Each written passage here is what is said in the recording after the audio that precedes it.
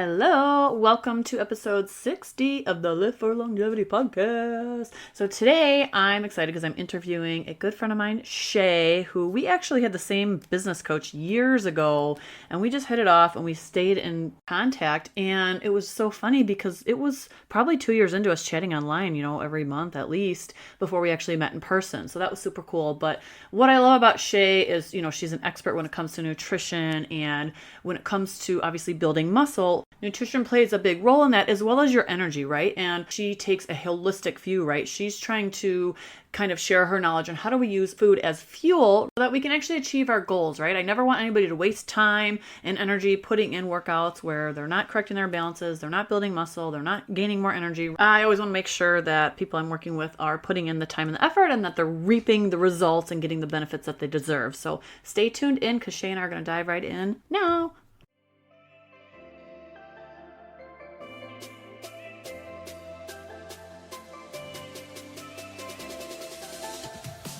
Hey there! Welcome to the Live for Longevity podcast, where our goal is to build our strongest, healthiest body. We all deserve to feel our best, but since we only get one body, we have to make sure to protect it by moving safely and with purpose to prevent pain, injury, and surgery. I'm your host, Brianne Novias, and I'm a fit pro turned business owner and also a girl mom. I'm obsessed with educating and empowering dental pros on how to take care of their body by training efficiently and building the right muscles to prolong their career. I know you're tired of spending time working out but still dealing with annoying aches and pains, getting rid of your pain temporarily only to have it come right back just a few hours later, or feeling like you never have any energy. You wish there was a long-term solution to get rid of your pain for good. Well, I'm here to give you real-life, actionable steps that you can take today to get rid of your pain, say goodbye to quick fixes, and have energy to live a life that you love. So if you're ready to get stronger, enjoy your life outside the operatory, and have longevity in your career, grab yourself a high-protein snack and let's get to it. Okay, so today I'm super excited because I am chatting with a good friend of mine, Shay Pascale, who is a nutrition coach. She's a wealth of knowledge. I come to her probably more often than I should, so thank you for that. But yeah, Shay, we're going to talk about nutrition secrets to build muscle and boost energy. So I'm so excited for you today. And this might be a little bit of a longer episode, but I want to start by asking you, like, if you were on death row and they're like, what is your last meal going to be? What would it be? If I was on death row, what would my last meal be? It would probably be like a big old ribeye, like a grass-fed ribeye with a very perfectly chosen wine pairing. Wait, okay, but is your steak medium rare? Steak, and then absolutely. Okay. I'm from the Midwest. I had a feeling that was going to be your answer, steak, but I wasn't 100% sure. So I love a good ribeye. Thank you for sharing that. Okay, and if you wouldn't be so kind, just to share, like, how did you become a nutrition coach and why did you decide to go that route? Yeah. So I started this journey a long time ago. I was really into health and fitness and just, as a kid, I was like in gymnastics and stuff. And then like kind of just got out of all of the fitness realm in my 20s. But then I started gaining weight when I got into an office job. And so it's like, okay, I got to do this fitness thing. And I kind of ended up in this cycle of trial and error with trying to work out more, trying to cut my calories, and like sometimes it would work and then it wouldn't work. And then I'd try something else and I'd Google this and I'd Google that. And every Monday I'd sit at my desk and like try to figure out what calorie goal I was going to strategize for the week to be at, or what carbs I could cut, or the lowest calorie snack possible. So I was eating like cauliflower and mustard. It was stupid. Oh. And yeah, that was what I was trying to sustain on for my snacks. And, things like, oatmeal for breakfast, which left me starving, and always thinking about food, always thinking about my next meal, even after like having one. And I was in that for a very long time, almost probably like eight or 9 years. And so the better part of a decade, I was in that cycle of trial and error with food and with fitness and trying to just get to a leaner body composition, lose a few excess body fat, lose some pounds. And I just never could like sustain anything for very long. And so eventually I hired a coach, and then I was like, I could do this. Like, this is, I finally like had like a roadmap for myself. And I thought this was really exciting. And so I had my own blog, and I just went through my own coursework, and I became a certified nutrition coach. And then a couple of years later, I furthered that with functional nutrition and being able to run functional lab testing and understanding the body at a deeper level, from like gut and hormones and detoxification and all of these cool things, so that, it's not just about like, diet and exercise to lose weight. It's like whole body health. Like, how do you have a healthy body inside and out? And it's not just about down so you can lose some pounds or quick fixes or anything like that. Like, how do we actually support and nourish the body and reduce like internal problems that could have built up over time, as they do for a lot of people, especially in this modern world? And how can we live and age gracefully and live long, healthy, vibrant lives? So that's kind of Yeah. like my story. Yes. Oh my God. I love every second of it, because you're taking a step back and looking at the whole picture. And that's what I try and do with my clients, right? There's no quick fixes to relieve pain or to fix your muscle imbalances. There's not a magic stretch, right? There's no magic pill to build muscle, but it all comes down to science at the end of the day, right? And again, the fact that I work with RDHs, they're primarily women.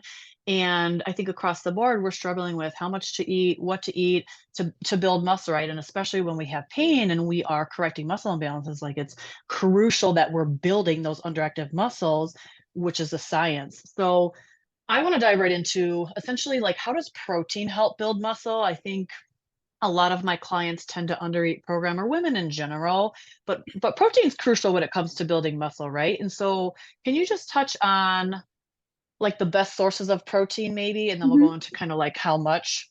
Yeah, yeah. So this is the number one problem. All of my clients come to me and they're like, I can't lose weight. I can't shed these excess pounds. I have extra belly fat. I have no energy, right?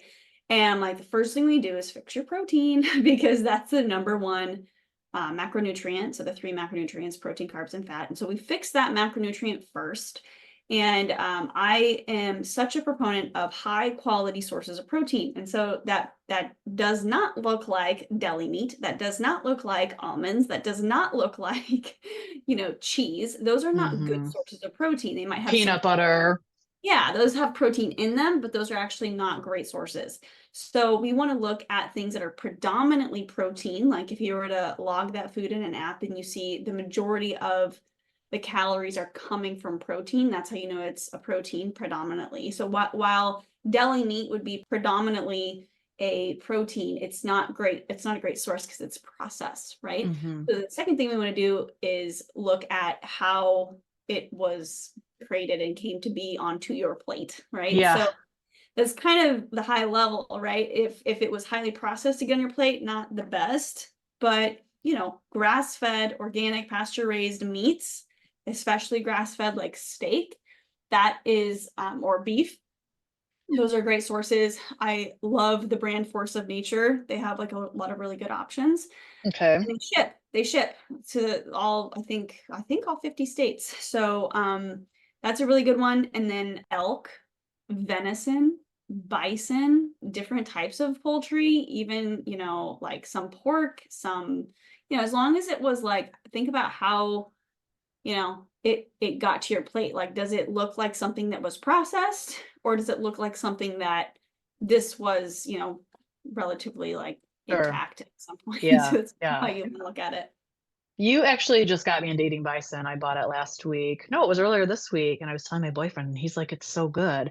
And I'm like, is it gamey? It was so good. I Yeah. fried up two burgers. Well, yeah. And they were delicious. And I was like so pleasantly surprised because, I do supplement with protein powders just because I think it's an easy fix. And I know that you're not a super fan of those, but I use well, protein powder every day. It's just okay. about which kind. True, true. Okay, so before we talk, well, we don't have to necessarily get into protein powders, but I think what I like about them is it's like boom, 25 grams right there. So that'll Yeah. kind of carry us over into my follow-up question on protein. Like, how the heck much are we supposed to be eating, first Yeah. of all? Yeah. So it really depends on the person for this. So I can't give like exacts for everybody, right? We have to look at your body, your needs, your goals. I'll give my example, right? So as somebody who wants to maintain a leaner body composition, support my kind of athletic and aesthetic goals, I am working on eating at least 1 gram per pound of like ideal body weight. So, for me, that's like 150 to 100 and even like 65 grams of protein per day. Mm-hmm. And that can come from all various sources. Like, yes, like we said, like almonds have protein in them. So that counts, but it's just not the best source if you want to get to that goal without going over on your other, you Sure. know, carbs and fat and that kind of thing. So that's my personal like goal every day. But I have some clients who come to me and they're like, I've been eating, they don't realize it, but they've been eating under like, 60 grams of protein every day. So for someone like that, for me to say you need to go eat 160 grams, like that's crazy. We Right. wouldn't do that to someone. That would like destroy them digestively, first of all. But, we want to maybe start working up the ladder and say, how can we get from 60 to, 80 kind of thing? And then let your digestion regulate, watch energy go up, watch your mood improve, watch your hormones start to kind of come back online, digestion to improve. And then we go up to like 100 and we kind of maybe step that up for someone who Sure. has been under eating it. Yeah. Okay. Well, okay. So I just want to talk to you about like, how do you know then if you are under eating protein?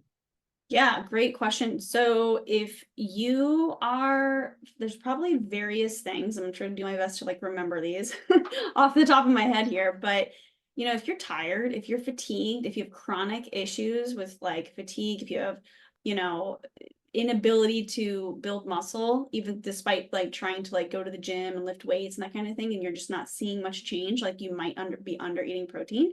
Mm-hmm. If you are not able to lose weight, if you're not able to lose body fat, you could be under eating protein. Because here's also the thing, if you're under eating protein, you're probably eating the calories from carbs and fat because your body has a way of like finding homeostasis. It has a way of making you hungry or like making you want to snack on things that aren't necessarily helping to create more of a lean body composition and build muscle. So Mm-hmm. you probably are eating adequate calories, but maybe like they're in the wrong balance of protein, carbs, and fat kind of thing. Yeah. So you end up overeating things that end up being stored as body fat, which comes from your carbs and your dietary fat sources. Whereas if you are eating more protein, you're going to use that. Your body's going to use that really quick because it breaks Mm-hmm. down to these amino acids, and your body needs those for so many different functions.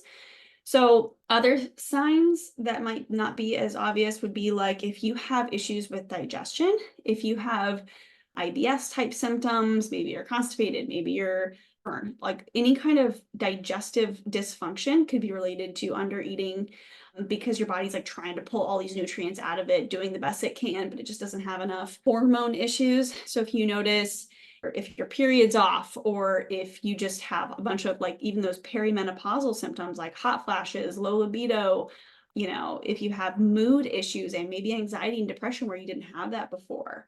Like these things can be really sneaky and not seem to be related to food, but like when you actually give your body fuel that it needs with the right qualities of fuel, like so many benefits can happen. And we usually see the first thing that we usually see improve is energy. Yes. Yes. That's what I wanted to touch on. And I think you initially started with if you're fatigued, because I hear every single day, I need more energy. I need more energy. And a lot of my clients, when I do talk to them about protein, they're under eating, right? So we try and gradually go up the ladder like you alluded to earlier, and then they're like, oh my gosh, I have so much energy. And it's like, yeah, like your body's thanking you, right? It's just like when you're Yeah. tight and you're tense, and then you foam roll, or you start to reduce the tension in those overactive muscles and strengthen the underactive muscles. Your body's like thanking you, right? You're not feeling that tension anymore. Like your body is smart, it knows what it needs, and it's giving you these signs and signals, but we have to just pay attention, right? So okay, so of course it depends on each person, but and you talked about hindering your results too. Well, I don't know that you really talked about that, but you did talk about like if you're putting work in the gym and you're not really seeing any definition, that could be because you're not eating enough protein, of course. But the other thing I want to talk to you about is because I see this common theme across the board with, I don't even know, 9 out of 10 people that I work with or even come into communication with that are hygienists, is they are so pressed for time Yep. I would say at least 50% of them, if not more, they don't eat lunch. And, I'm not exactly sure if they're eating a substantial dinner, or excuse me, not dinner, breakfast, but I guess I wanted to just kind of pick your brain. Like, if we're skipping lunch, like, what is that going to do to, our physical health overall? And what would be maybe your suggestion on how can we remediate that?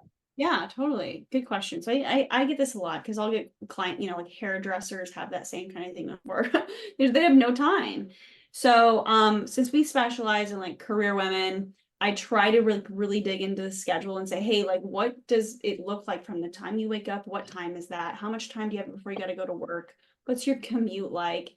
Are you able to eat anything during an 8-hour shift, or what is your shift? How long is that? So I think I'm like really like maybe even writing out, like if you're doing this at home and listening to this might be a good exercise, is like write out your schedule and Mm-hmm. actually put it on paper and visualize it and say, I actually have 15 minutes here, or I could probably, optimize this time period here, or I could, change my workout to this time and it would give me more time here, and like actually make your schedule in a way that like optimizes your health a little bit. Mm-hmm. So one of the things I did was like I started working out in the morning instead of the evening, and that freed up so much of my time. You could also potentially middle of the day, like depends on what your schedule is. So if you think about your schedule overall, then you want to like start to think about, okay, where does my food fit in, right? And how can I fit my food in? So if you're waking up at 7 a.m. and you got to get to work by 9 or something like that, like you can probably fit in a breakfast before you go to Mm-hmm. work. I would probably recommend having some kind of food while you're at work. So that might look like a bigger breakfast, and then like one of those meat sticks that takes, just open it up, eat it, snack time, like when you have a quick, 10 minutes. A protein shake where really you can just do like protein, like a quality protein, which I have lists of those on my blog if anybody needs any. I have water and ice that I just put into a shaker bottle, and it's just the easiest on the go thing you can literally do, right? Hmm. You can take that with you. You could bring your protein with you. You could put it in a little baggie, whatever you need to do. Water, ice, protein. So you get like a good quality tasting protein, and shake that up, down it. And there's, right there, you're getting well over 30 grams, between the Mm-hmm. two of those things, like you're getting well over probably even 40 grams if you get enough. That's quick. That's a meal, essentially. If you can get 30 to 50 grams of protein per meal, that's ideal. And then Mm-hmm. maybe like a banana or like an apple or something that's like quick while you're at work if you really struggle to get food in. The other thing you could do is like kind of pre-make a smoothie. I've had clients do this where they pre-make a smoothie and then they bring it to their work. And then by the time they're ready to drink it, it's like kind of melted down a bit, right? So they have Mm-hmm. it in the freezer and it's melted down a little bit. And now they get to drink a smoothie. So they actually get everything they need in that smoothie. And that's like a meal, right? Right Yeah. there. Mm-hmm. And then like, so if you have like a smoothie or a protein shake, and then you have like a meat stick, banana, stuff like that, you're getting in enough probably calories throughout the day to where it's going to get you to dinner. Then you can have a little bit bigger of a dinner. So your breakfast is a little bit bigger, your Mm-hmm. dinner is a little bit bigger. Those, quick kind of snack and, smoothie options during the day can really help somebody with that, strict schedule. Yeah. Yeah. I love that because well, not I know my clients, they tend to be planners. So as long as they're planning ahead, right? I'm going to bring my shake and put it in the fridge at work, or I'm going to bring my meat stick, then they'll stick to it, right? As long as they actually go drink it. That's what we have to make sure of. Yep. Okay. So what would you say are like three key takeaways then that you can give somebody today? I guess that would be one right there, right? Have a quality protein shake as a smoothie, pre-mixed and ready to go for lunch. I guess that would probably be a number one tip but I don't want to like put words in your mouth, but what would be, yeah, maybe like two or three other tips that you would give Okay. for somebody right away Yeah. today? So like the quality type of protein, the amount of protein, and then literally just like planning ahead. Like if you could plan ahead just Hmm. one day in advance, Yes. like this is like what makes you or breaks you. When I see this with clients, it's like, well, I just can't figure out how to do this without going over my carbs, or I can't get under my calories without, going over on everything. They can't figure out the macronutrients and the balance of them sometimes. And it's like, well, what if you just took 3 minutes before Mm-hmm. bed, plugged in your food that you're planning to eat for the following day. And so now you kind of have an idea of, if I eat this many eggs, this many sausages, and this smoothie, and this for dinner, then I'm getting to my protein goals. I'm getting high quality sources of carbs. I'm getting the things that I need. And I Mm-hmm. can do that because I have a plan now. So Yeah. this is like such an underrated thing, is just thinking almost like one day in advance. And then you start to just get into the habit of that. And some people just kind of eat the same things almost. Mm-hmm. You want to kind of vary them ideally, but like, oh, I eat, these proteins are my typical rotation. These smoothies are in my typical rotation. You switch it up a little bit. The types of fruit, the types of greens, the types of, maybe nut butters, milks, things like that. Then you can, if you just plan ahead a little bit and kind of have a few things in rotation, now you're Mm-hmm. getting more nutrients, better balance of macros, more micronutrients that fuel your bodies like on a cellular level. You're gonna have way more energy. Fat loss is gonna be easy. Building muscle becomes easy because you have a system. You've created a system in your life that literally just took, okay, I need to do these things every day. And now I have a plan and I can do that every day. And once you're like, Yeah. I can do this every day, it just becomes easy. Nutrition becomes easy. And you don't have to think about it. It doesn't take Yes. this space like it did for me when I first started, because I didn't know what I was doing. I was just trying to eat oatmeal for my breakfast without really any protein and wondering why I was starving all day. Yeah. So then just spiking my blood sugar and not providing me any actual fuel, satiating fuel. Totally, totally. Well, and I love what you said is take 3 minutes before bed. Like literally, everybody has 3 minutes. And if you don't, then it's probably not a priority to you. But yeah, I just think, my goal always is I always tell people is my goal is to make your life easier, right? So if you can do that by just giving them that simple tip, hey, take 3 minutes and just brainstorm what you're going to have tomorrow, even for one meal, right? That will just, like you said, it will lead over into like, okay, now let's do 2 meals, so on and so forth. But it will just you even said this to me today, it will just change your life because, then what if you do skip lunch and you're like hangry and you're driving home and you're like, fuck it, I'm going to stop at McDonald's, right? Like, or when you're so hungry, you just don't, you just don't have, I don't want to say willpower, but you're just, Well, yeah. yeah, you just fall off, right? And then it's, And you think you're the problem. You think I'm the problem. I couldn't stick to it. And it's like, no, you didn't have a plan. You didn't mm-hmm, plan ahead and you didn't give your body what it needs. And I always say there's kind of two components to this. Is one is like the willpower, mental, emotional side of this, right? Where you think like, I like literally just need to stay strong and disciplined. But the other mm-hmm, side people forget is you actually have biological needs that need to be met mm-hmm, every single day. And nutrition is how we meet those needs. So here's an example. Animals in the wild, they'll eat all day until they actually get to their protein goal for the day. We are animals in the wild. yeah, that's so cool. Okay. We are animals in the wild. And so we are going to eat all day until our body says, okay, we finally got what we need. And so if you think about that, you're like, oh, this is why McDonald's sounds so good. You know what I mean? It's like, because you didn't get Mm-hmm. the protein you needed. If you can like front load that protein earlier on your breakfast and your lunch, your likelihood of being able to say no to McDonald's, not need the drive-through, not need to snack, or say no to for you. And that was the thing I was missing when I was like in my corporate days, is like I just didn't get the protein component at all. Yeah, yeah, yeah. And now your life's changed and you're changing other people's lives, right? Yeah, my favorite Yeah. thing to do.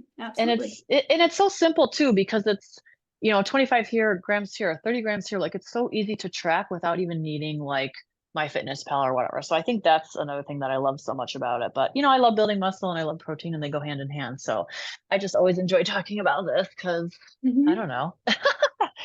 So, Yeah. okay, tell me where people can find you. And if well, I know we had mentioned you have a 5-day clean eating challenge. So do you want to talk about that Yes. a bit and where people can find you and Yeah. learn more about you and what you offer? Absolutely. I have this.